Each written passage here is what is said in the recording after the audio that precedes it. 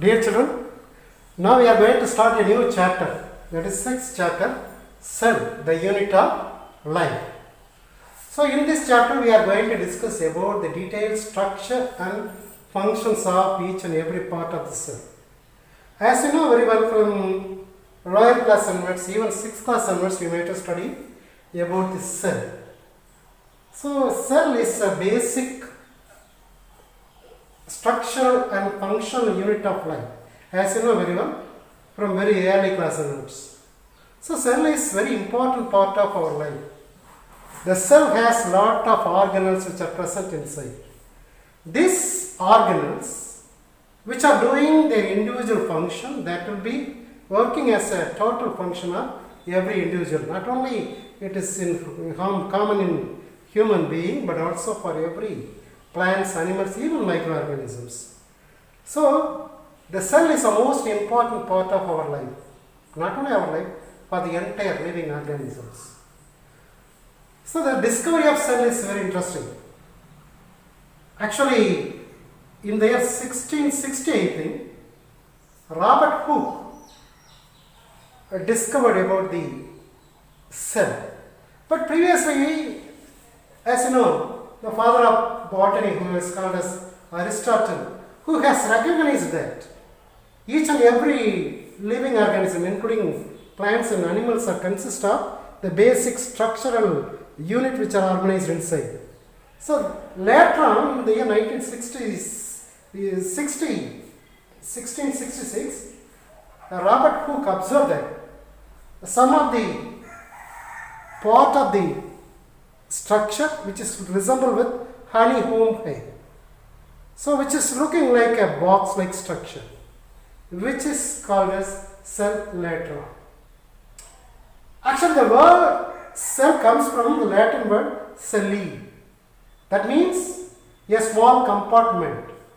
So the word cell was first recognized by Robert Hooke. Later on, after the discovery of microscope, actually it was not discovered very clearly, very early period, Anton van Leeuwenhoek observed that a small living creatures are going under the glass. Actually, he is a shopkeeper of glass. When he made various kinds of glasses, at the time he might have observed that some of the things which are being under lot of movement of microscopic things are moving around here and there through his glass. Then he found that it is animalcules. It's not at that time these microorganisms are not were discovered. So during that time he thought that it is animalcules. So in such a way, a lot of scientists who have involved to study about this cell. Then later on, Robert Brown discovered the nucleus of the living organism, which is present at the center of the living organism. So the nucleus, which will be giving a proper idea, which is directing the entire organelles of the living cell, which will be done by nucleus. This was discovered by Robert Brown. And later on, another French scientist who was called as Matthias Kleiden, then German botanist Theodor Chon. So both have been studied about both plant and animals individually. Kleiden study about cells of plants. Similarly, Chon discovered about the cells in animals. So then later on, both are combined together to work about, there is a theory about cell, that is called cell theory. Then later on, Rudolf Virchow explained the cell theory by adding a feature stating that all living cells arise from the pre-existing cells. That means every living cells are formed from any one of the pre-existing cells. So there was a great theory have been explained in detail later on. Then one by one we can see. So in order to study about this cell, actually after the discovery of microscopy, light microscope, then compound microscope, then ultra microscope like electron microscope, again there are various kinds of microscope like electron microscope, there is transmission electron microscope, then scanning electron microscope. After the discovery of these microscope, the study of cell and the organelles and the environment about the living creatures have been established in a very great manner. So one by one we can see in detail. We shall see here various scientists who have involved in this discovery of cell. He is Aristotle. Look at the picture. This one is Aristotle. He is a father of biology. He discovered about something both plants and animals are having, a cell-like structure which are present, or every living organisms are constituted with a certain thing. But he did not discover that there is a thing which is called a cell. But later on, Robert Hooke, who discovered that a honeycomb hive-like structure which have been present in every living organism, including plants and animals, they are having a cell. He is Anthony van Leeuwenhoek. Fortunately, he found that actually he was not scientist basically, but later he was scientist. He was a shopkeeper. Accidentally, he found that something microorganisms like animals which are being under the glass or lens which have been manufactured by him. Then he has called as animalcules. Then the cell theory has been explained by both the scientists, Slide and Schwann. Both combined together, they explain about the basic idea. These two scientists only outlined the basic features of the cell. Then later, Rudolf Virchow explained the cell theory in detail. By adding both these scientists have been how they have explained about the cell theory after the discovery of microscopy. Now we shall see about microscopy. Microscopy is a very important device which is very much helpful for every scientist as well as the common students to understand about the cell, microorganism and all these things. So this microscope will be magnifying the basically works on the lens system and its properties of lights and lens such as reflection, magnification and numerical aperture.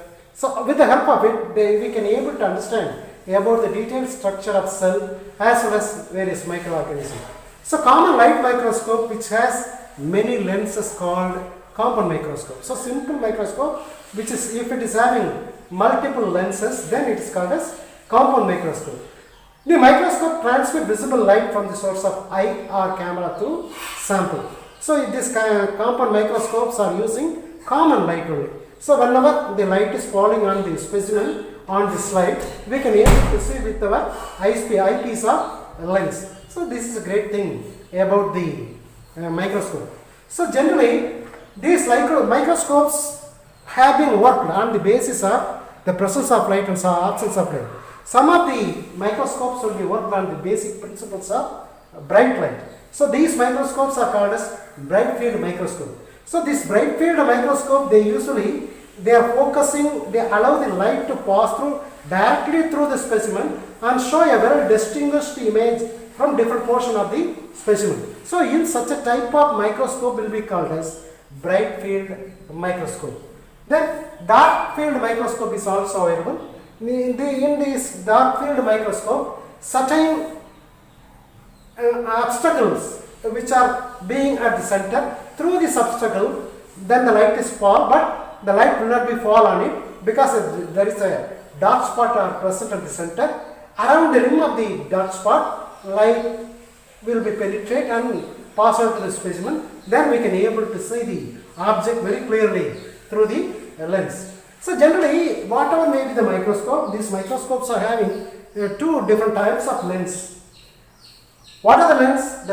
There are two basic lenses. The lens which are being present near to the object is called as objective piece of light. Objective piece of lens. So this will be having various kinds. That means the same object can be magnified by 5x time, 10x time, 45x time, 100x time, in such a 4 different types of objective length pieces are available. Apart from this, at the top, eyepieces are also available. These are having 5x, 10x, 15x and so on. So in such a way, whatever you need, how do we magnify depends upon your requirement of the magnification. You can use either objective piece or eyepiece lens on the microscope to make the lens. So what happens whenever the light is falling on the specimen, then the image will be magnified by the first lens is eyepiece lens. It is magnifying the image into a larger size. So this magnification is called primary magnification.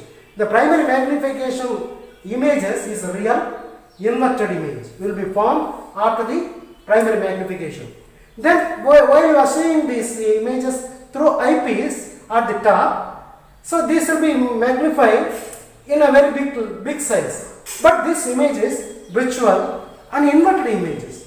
So this is called secondary magnification. So there are two magnifications done in compound microscope. So in this compound microscope, one lens is being near to the object which is called as objective piece. The lens which are being present at the near to the eye which is called as eyepiece. So both combined together which is making the magnify the object which are present on the slide into as many times, even lakhs or 1,000 to lakhs times of resolutions. Such a way this compound microscope will be helping us to study about the plant cell and animal cell, even some of the microorganisms.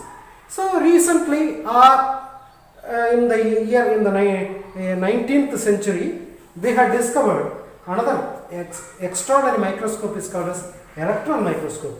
So in this electron microscope, we are using not light, but we are using only electron to magnifying the object.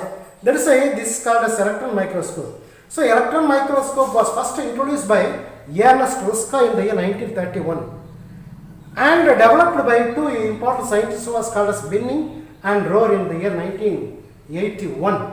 So this is analyzed the fine detail of the cell and organelles called ultrastructure. So the ultrastructure of the cell can be very clearly observable, as well as we can take a photo, as well as we can take a video of these things. So in this electron microscope, this resolution power is very high, around 1 lakh times of basic resolution. So in such a way, this electron microscope will be very much help us to identify and magnify the lens.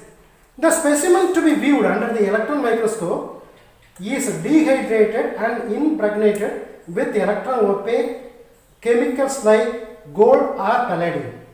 So we can use gold or palladium to dehydrated and impregnated. This is essential for withstanding electrons, and as well as we can able to keep contrast of the images. So there are two different kinds of electron microscopes are there. So these electron microscopes, transmission electron microscope, that is TEM. Similarly, scanning electron microscope, that is SEM. So these two microscopes will be commonly used. So this is compound microscope. See here, this microscope is having some basic structure. See here, here it is eyepiece. So near to here, we can able to see the object. So there is a lens is present here. This is eyepiece. Another image, another lens is being at these places. These are called as objective piece. So lot of objective pieces are located. When we are rotating, we have to arrange it. Which objective piece we require depends upon the magnification.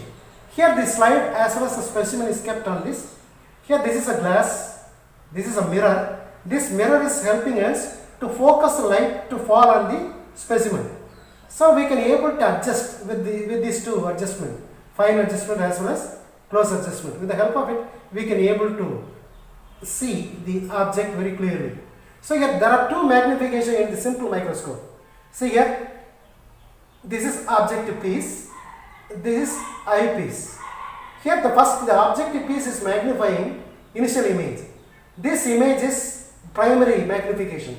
Then this image is once again magnified by eyepiece lens. This is called secondary magnification. So this is simple microscope. Come to the compound microscope, electron microscope. So in the electron microscope, as I said just now, it is divided into two different types of microscope. They are called as transmission electron microscope and scanning microscope. So transmission microscope is the most commonly used electron microscope which is provide two-dimensional image. Commonly in our laboratory, while we are studying in PG or higher level, we can able to use in laboratory which is called as transmission electron microscope. We can get the images in a 2D, two-dimensional view. What are the components which are present in the transmission electron microscope? The transmission electron microscope is consist of electron generating system, electron condenser, specimen objectives, tube lens, projector. In such a way, various types of things which are present on the transmission microscope, transmission electron microscope. So in this transmission electron microscope, a beam of electron which is passed through this specimen to form an image and the fluorescent screen. That means we can able to take the photo or we can able to view the object or images which have been seen under, whether it is bacteria or virus or even cell or organelles, which we can able to see very clearly on the picture. So on the screen we can able to see. So here the magnification is 1 to 3 lakhs times and resolving power is very high, around 2 to 10 Armstrong. It is used to studying detailed structure of viruses, mycoplasma, cellular organelles in such a way. These are all can be seen with the help of transmission electron microscope. Look at the picture. This is transmission electron microscope. The images we can able to see with the transmission electron microscope. Next we shall see about scanning electron microscope. Actually, scanning electron microscope, it is used to obtain the three-dimensional image. But this transmission electron microscope will be we can use by 2D images. But the scanning electron microscope will be used for taking three-dimensional picture. So there is an advantage about scanning electron microscope. So the scanning electron microscope SEM is obtained three-dimensional image and has a lower resolving power than transmission electron microscope. So resolving power is very low, but we can take 3D picture. So in this, electrons are focused by means of a lenses into a very fine point. The interactions of electrons with the specimen result in the release of different forms of radiation such as Auger electrons, secondary electrons, backscattered electrons from the surface of the specimen. Then the radiations are then captured by appropriate detector and then amplified, and the image on fluorescent screen. We can able to see the images on fluorescent screen. We can take the photograph. We can record. We can record the videos. Such a type of scanning electron microscope is commonly used in scientific laboratory. The magnification is 2 lakhs times and the resolution power is 2 to 20 nanometer. So this is a very important structure and functions of the scanning electron microscope. Look at the picture. This is scanning electron microscope. This is an image which is formed by scanning electron microscope. Lot of equipments by computer, we can able to see the images on the computer screen. So this is an advantage about scanning electron microscope. Now, so far we have discussed about the compound microscope, then electron microscope like transmission and scanning electron microscope, which are enable us to understand about the cell structure in detail, cell organelles and various microorganisms also. Now we are going to see about cell theory. As I said earlier, very beginning itself, we can able to see that a German botanist in the year 1833, Matthias Schleider, I think, and a German geologist, Theodor Schwann, both of them proposed that all plants and animals are composed of cells, and that cells were the basic building blocks of life. There are some observation have been formulated by these scientists. So this formulation will be helping us for modern cell theory. That means, what are the formulation? They have proposed that all organisms are made up of cells. So each and every living organisms are made up of cells. New cells are formed by the division of pre-existing cells. That means every new cells are formed from the previous cells. So this is another point.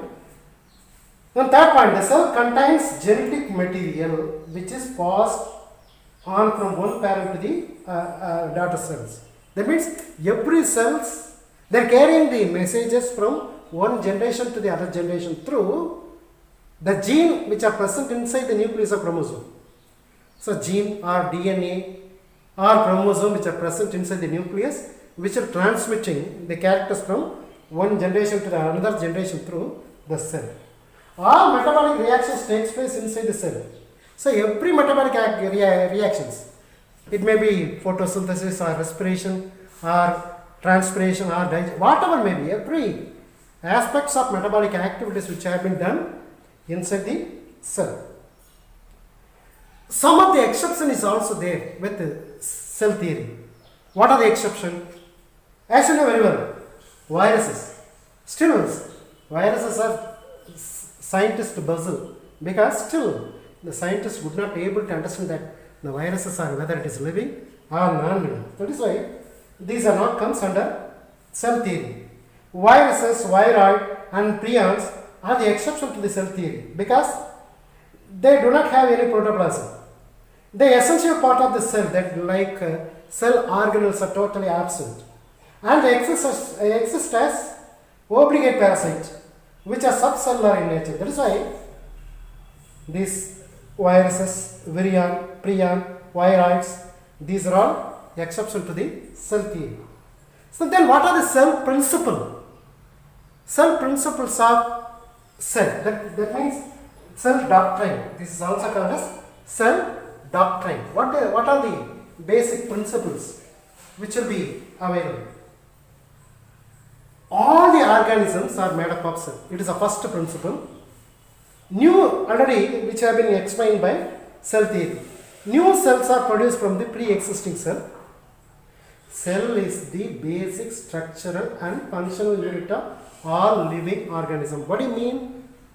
What are the function is done by the plants or animals or the organism, which will be depends upon what are the structure and function which have been done by the cell. The same function can be done by the organism. So that is why the cell is a basic structural and functional unit of all living organisms. The cell contains hereditary information which is passed from one cell to the other cell during cell division. So which part of the cell which is having hereditary material, as you know? So at the center of the cell there is a large round body which is present in the center, which is called as nucleus. Inside the nucleus, chromatin material will be there. The chromatin material will become into chromosome during cell division. So the chromosomes are consist of number of DNA. These DNA and the chromosomes are having various segments, like part is called gene. So the gene or the genetic material are the part of the chromosome which carry the information from one generation to the other generation. All the cells are basically the same in chemical composition and metabolism activity. Each and every cell, whether it is present in animals or plants, even microorganisms, but there are basic activities are same. Chemical composition and the metabolic activities are same. The structure and function of cell is controlled by DNA. So each and every part of organelle, that means we shall see later on. The center of the cell is having nucleus. Around the nucleus, cytoplasm is present. Inside the cytoplasm, various organelles like endoplasm, reticulum, mitochondria, chloroplast, and ribosomes, lysosomes, a Golgi complex, cytoskeleton, microtubules, and so on. Lot of organelles which are present in the cytoplasm, each and everyone is having their own functions. These functions are completely controlled by DNA which are present in the nucleus. So nucleus is the brain of cell. So That is why the structure and function of the cell is controlled by DNA. Sometimes the dead cells may remain functional, like in plants, tracheids and vessels. In plants, they carry water and minerals during transport of water. Similarly, in animals, horny cells, nails, which are dead cells, even though they are functional. So these are called, what do you call them? These are called as cell doctrine or cell principle. So these are all very much helping us to study about cell theory. Now we are going to see about protoplasm theory. Actually, the protoplasm theory was observed by Corti, a great scientist. Later on, this was observed in detail by Felix Dujardin in the 1835, observing the living juice in animal cell and called it sarcode. Then Purkinje, he was a scientist in the year 1839, coined the term protoplasm for the sap inside the plant cell. So, in plant cell, the protoplasm is nothing but sap. In animals, these are called as sarcode. So, what is protoplasm? The protoplasms are nothing but, if you see the cell, if you remove the cell wall, the remaining entity is called as protoplasm, which is surrounded by plasma membrane. At the center, there is a nucleus. Then, surround the nucleus, there is a part is called cytoplasm. Both nucleus and cytoplasms are combined together are called as protoplasm. So, protoplasm is a complex colloidal system, which was suggested by Fisher, a scientist, and Hardy, another scientist, who have been explained in the year 1894 and 99. It is primarily made up of water, various other solutes which are present inside the protoplasm. Some of the biological importance, such as glucose, fatty acid, amino acid, minerals, vitamins, hormones, and the enzymes are also present inside the protoplasm. These solids may be homogeneous solution in water or heterogeneous mass insoluble in water, which forms the basis for its colloidal nature. Then we are going to see about some of the important physical properties of protoplasm. The basic physical properties, what are the basic physical properties? So it is being in gel or solid. What do you mean by cell? If it is being in semi-solid condition, that means inside the cell, the cytoplasm along with the nucleus which are having semi-solid in nature, then we can call it gel. Suppose if it is being in liquid form, then this is called solid. So this colloidal protoplasm which is in gel form can be changed into solid form. That means solation into gelation, gelation into solation. In such a way, physically they can be able to exchange. Generally, protoplasm is translucent. Translucent means neither be opaque nor be transparent. That means partially which can allow the light to pass through them. Then odorless, there is no smell at all. Polyphasic fluid, lot of chemicals which are present. So it is polyphasic fluid. Protoplasm is a crystal colloidal solution which is a mixture of chemical substances forming crystalloid. That means true solution. That means which is consist of sugars, salts, acid, bases, and all other forming colloidal solutions.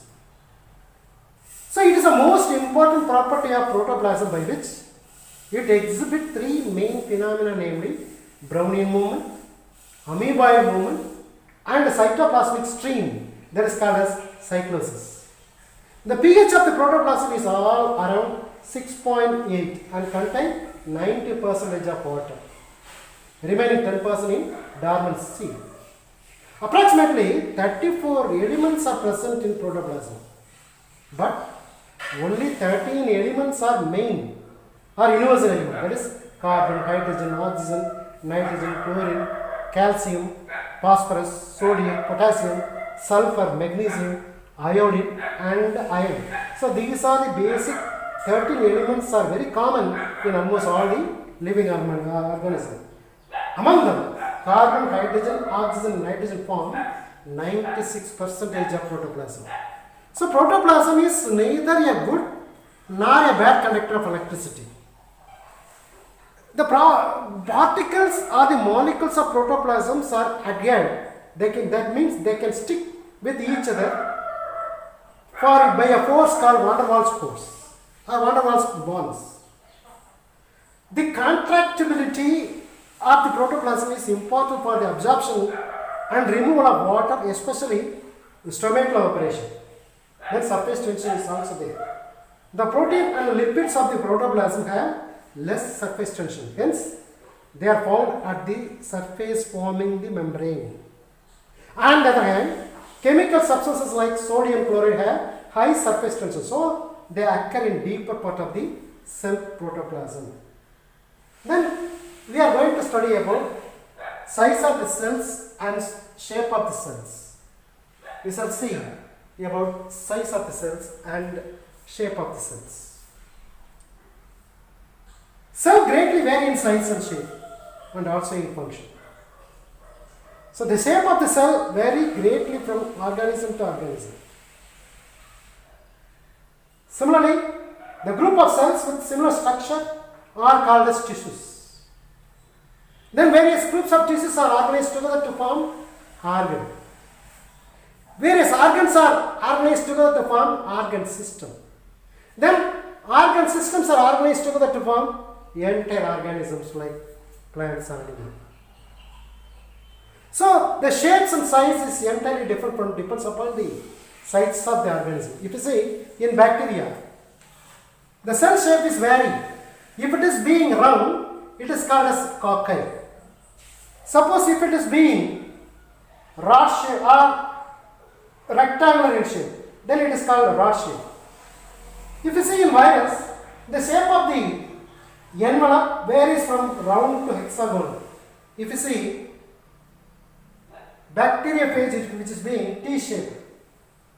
In fungi, the globular to elongated cylindrical cell. These are all can be seen in a picture. I shall show you. So this will be helping us various size and various view of organisms. But on the other hand, in plant, the animal cell vary in shape according to cell types such as parenchyma, collenchyma, sclerenchyma, mesophyll, polysaparenchyma, tracheids cells, fibers, epithelium and so on. Then their size, if you see, virus which are being 0.004 to 1 micrometer in thickness. Then if you see mycoplasma, which is being around 0.15 to 0.3 micrometer. Then if you see bacteria, which are being in the size range between 0.5 to 5 micrometer. The red blood cells, if you see, 7 to 8 micrometer in thickness. Then PGA. So this is tapeworm, which is being around 1 to 60 micrometer. Plant cell, which is having 10 to 100 micrometer. So far these are all invisible. They can able to see with either light microscope or ultra microscope or electron microscope. With the help of these microscope, we can able to see. But when gradually increases in size, chicken egg, which is having 65 millimeter, we can able to see with visual naked eye. Similarly, ostrich egg, which is being around 50 to 150 millimeter, which is also the biggest cell in the world. Ostrich egg is biggest cell. Then what are the different types of cells which are present? On the basis of cellular organization and the nuclear characteristic features, the cell can be divided into prokaryote, mesokaryotes, eukaryotes. Each and everything we can able to see in detail. What is prokaryotes? So prokaryotes are nothing but the organism with primitive nucleus are called as prokaryotes. The word pro means primitive. Karyon means nucleus. So primitive, the organism which are having primitive nucleus are called as prokaryotes. So they do not have any proper nucleus. There is no nuclear membrane and membrane bounded organelles in the cytoplasm. These are comes under prokaryote. The DNA lies inside the nucleoid. It is, we should not call it nucleus, which is not bound by the nuclear membrane, and therefore it is not a true nucleus. Hence, they do not have any nuclear membrane and proper nuclear content. Hence, it is not, we cannot able to call it true nucleus. It is called as nucleoid, and it is also called as a primitive type of nuclear material. The DNA is without histone protein. If you see inside the nucleus, chromosomes will be there. The chromosomes consist of histone protein in higher plants, higher animals, because they are called as eukaryote. So eukaryotic cells are having the DNA consists of histone protein, but it is prokaryotes. In prokaryotes, the primitive animals, primitive organisms like bacteria and so on, they do not have any histone protein in DNA. Like bacteria, blue-green algae, mycoplasma, rickettsia, spirochete, these are all do not have any nucleus. These are all example of prokaryotes. Then eukaryotes. What is eukaryotes? The organism which have true nucleus are called as eukaryotes. Eu means true. Karyon means nucleus. That means if the organism possesses a true nucleus, which will be called as eukaryotes. Another important thing, the DNA is associated with protein bound histone forming the chromosomes. So inside the nucleus, chromosomes will be there. Inside the chromosome, nucleus will be there. The nucleus consists of histone protein. Understand? But prokaryote, there is no membrane bounded organelle of nucleus, and they are called as nucleoid, and moreover they do not have any histone protein. But in eukaryote they are having histone protein, and also they have membrane bound organelles are present in the cytoplasm.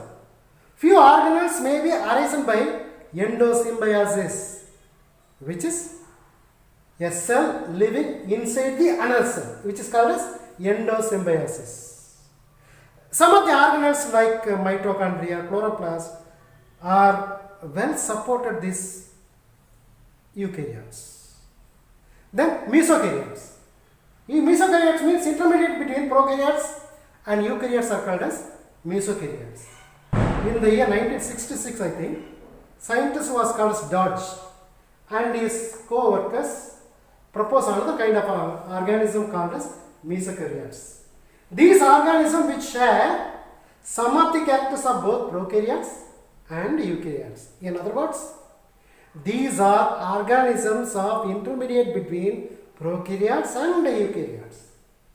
These contain well organized nucleus with nuclear membrane, and DNA is organized into chromosome, but very important, underline, without any histone protein like prokaryotes.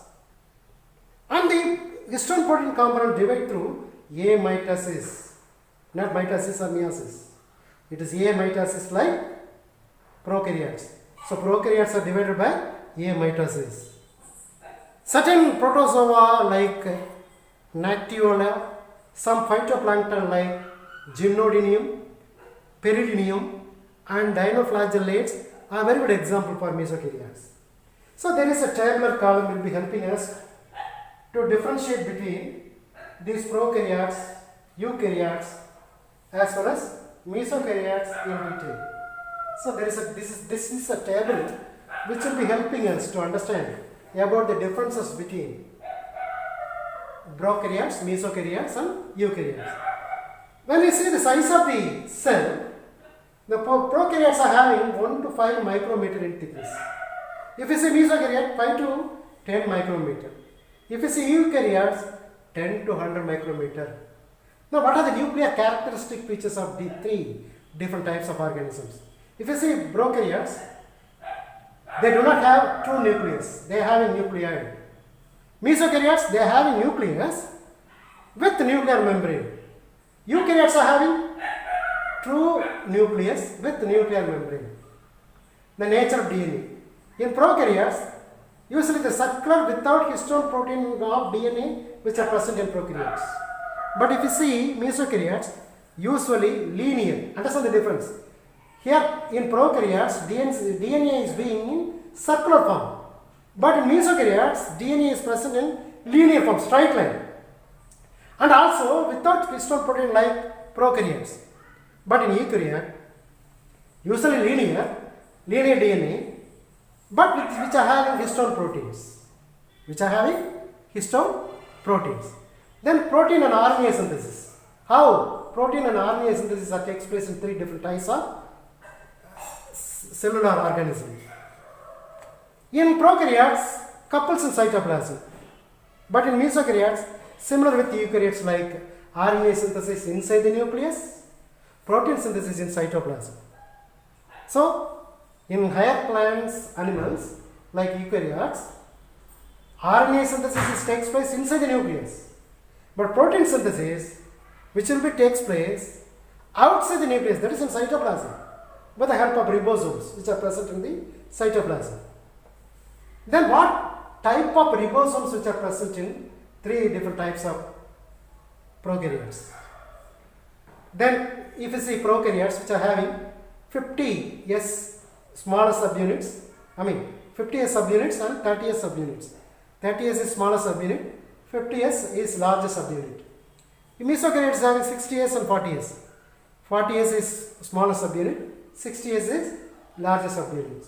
Then if you see eukaryotes which are also having 60s plus 40s. Then cytoplasmic organelles in cytoplasm, which are totally absent in prokaryotes. But in mesokaryotes, cytoplasmic organelles are present, but in eukaryotes these are numerous. How they can move from one place to another place? Prokaryotes are moved from one place to another place with the help of flagella. Mesokaryotes by gliding movement, sometimes flagella as well. But eukaryote, both flagella and cilia. How cellular organization in prokaryotes and mesokaryotes and eukaryotes? The prokaryotes are having single cell organization. Mesokaryotes are either single or colony organization. Eukaryotes, single, colonial and multicellular organization is available. Then what type of cell division takes place? Prokaryotes and mesokaryotes are doing binary fission. Cells are divided into 2 cells are called as binary fission. But in eukaryotes, mitosis and meiosis takes place. Mitosis takes place in vegetative cell, meiosis takes place in reproductive cells. Various examples for prokaryotes: bacteria, archaea. Example for mesokaryotes are dinoflagellate, protozoa. Eukaryotes, fungi, plants and animals. Now we are going to discuss in details of next category, that is plant cell and animal cells. Look at the picture.